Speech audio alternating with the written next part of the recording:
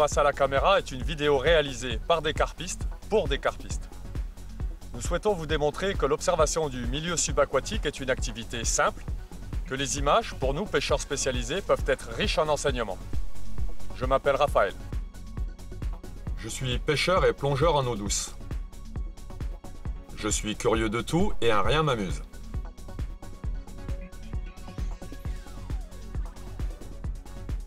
Je pêche la carpe, principalement avec des bouillettes fabrication maison.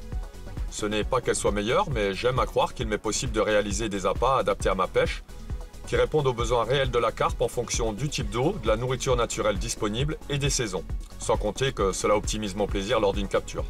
Je pratique la vidéo subaquatique en statique. Vous connaissez certainement le principe, une caméra posée sur le fond et en direct, un retour vidéo sur la berge. Ce n'est pas une nouvelle méthode de pêche. C'est une discipline à part entière qui peut avoir un lien direct avec la pêche. La caméra devra répondre à deux questions simples.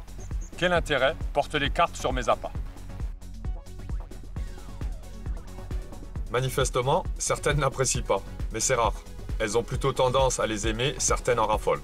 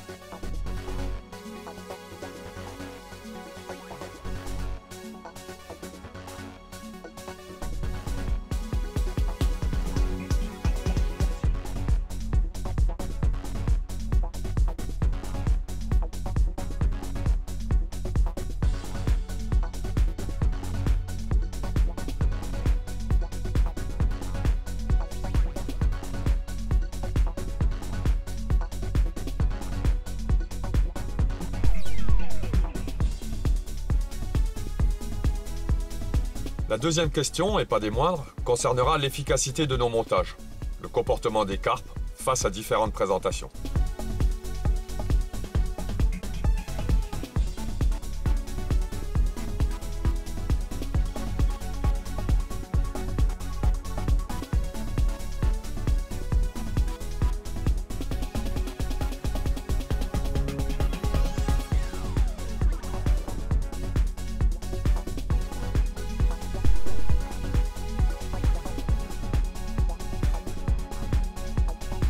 La caméra répond parfaitement à ces deux questions. Elle m'apporte un verdict clair et sans appel sur ce qui se passe sous l'eau à l'instant T. Bien sûr, elle ne révolutionnera pas notre pêche, tout a déjà été dit ou écrit. Par contre, elle m'apportera du détail, de la précision, me permettra de faire le tri dans mes idées préconçues ou enseignées. Bref, pour nous les pêcheurs spécialisés, qui se posent toujours beaucoup de questions, c'est sûrement le meilleur moyen de se rapprocher de la vérité. Pour pratiquer, j'ai besoin de peu. Une caméra sous-marine, ici il est à Abyss 1, une rallonge de 20 mètres, parfois 2, un écran pour le retour vidéo et une alimentation 12 volts. La caméra sera fixée sur différents supports, mais il faut souvent adapter. Pour faciliter le transport et sécuriser le matériel, j'intègre le tout dans une valise. Je peux ajouter un enregistreur qui me permettra de voir et revoir mes images. Nous pratiquons beaucoup les bordures et ses abords immédiats. Il y a 3 raisons à cela. La première, c'est pour la rapidité de mise en œuvre, qui nous permet d'être très mobiles. La deuxième a un rapport avec la clarté de l'eau. Chez nous, les eaux ne sont pas cristallines, le champ de vision de la caméra est donc réduit. Souvent, il est inférieur à 10 ou 15 mètres carrés. Et la troisième raison est liée à l'activité du poisson. Beaucoup de choses s'y passent en bordure. Nous observons deux types de carpes, les nomades et les sédentaires. Les nomades prêtent peu d'attention à nos caméras. Elles font presque partie du décor.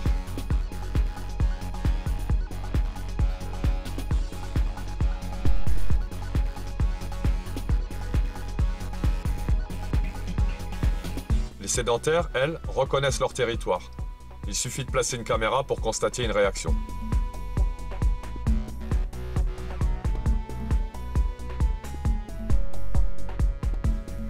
Souvent, elles observeront un certain temps une distance de sécurité, mais la carpe est très curieuse. Rassurées, elles finiront par venir, sans compter que la faim est plus fort que tout. Malheureusement pour elle, un appât est piégé.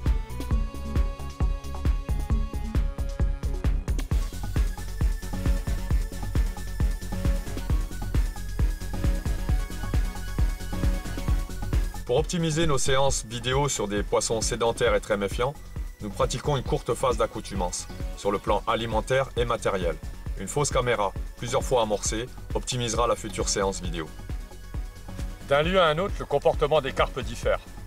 La nourriture, la pression de pêche modifient certainement leur comportement, mais on retrouve toujours les mêmes traits de caractère. La carpe est très curieuse. Même camouflée, la caméra ne passe pas toujours inaperçue.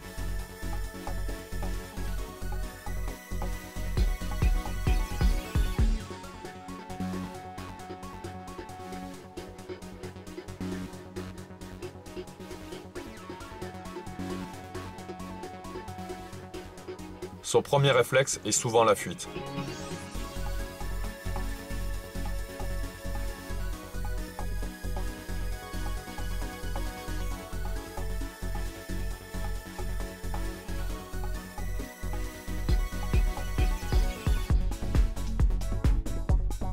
Certaines semblent ne pas la voir, mais passé un certain temps, elles finiront presque toutes par prendre confiance.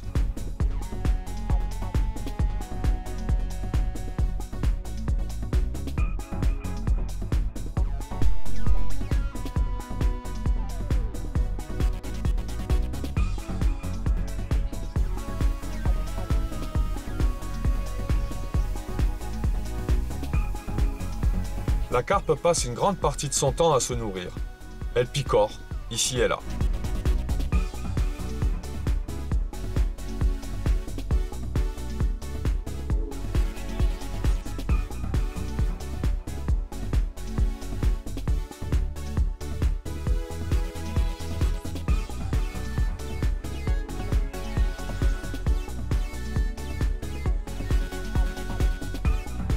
Certaines sont très gourmandes et se laissent facilement séduire.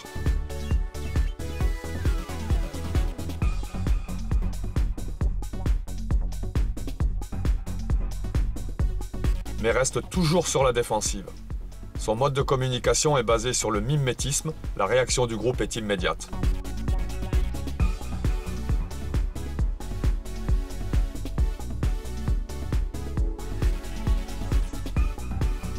Mais la faim les fera revenir.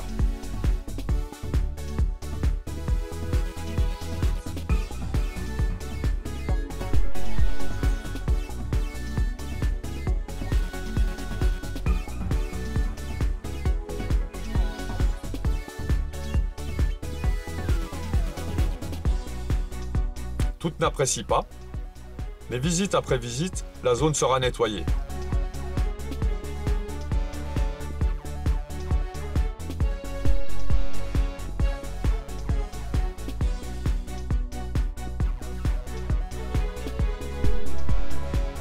Il ne restera rien, mais elles reviendront encore.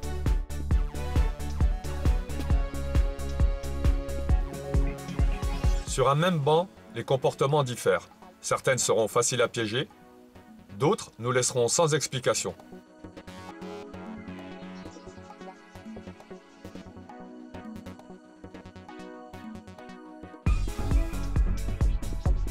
La carpe est toujours sur ses gardes.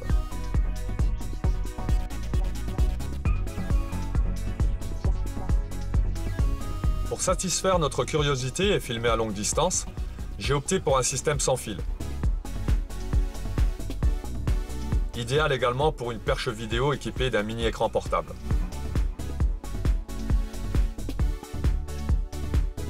J'espère finaliser un ensemble caméra et éclairage infrarouge afin d'observer en toute discrétion dans l'obscurité totale. Le soutien sans faille de mon ami Christophe me permet d'évoluer à grands pas dans toutes mes démarches. Nos observations nous ont permis de constater qu'effectivement la carpe est manipulable. Nos amorçages répétés la détourneront de leur chemin pour les amener sur une zone plus adaptée à la séance vidéo ou à la pêche.